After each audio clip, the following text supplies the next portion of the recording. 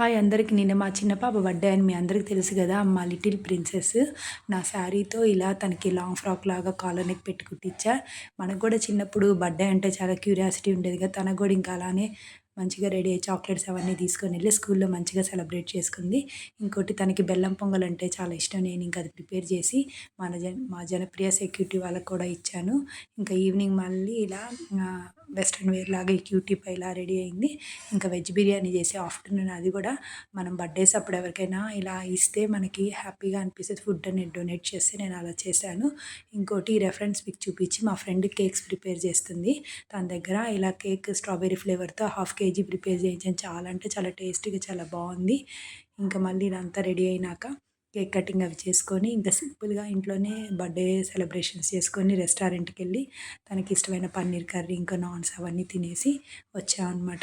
ఇలా సింపుల్‌గా బర్త్‌డే చేసుకోవడం మీలో ఎంతమందికి ఇష్టమో చెప్పండి. పిల్లల్ని ఇప్పుడు మనం వాళ్ళు ఏది అడిగినా కాదనం కదా! అందుకనే మా కార్తీ అడిగిందని మేము ఇలా సింపుల్‌గా చేసుకున్న వీడియో నచ్చితే లైక్ చేయండి.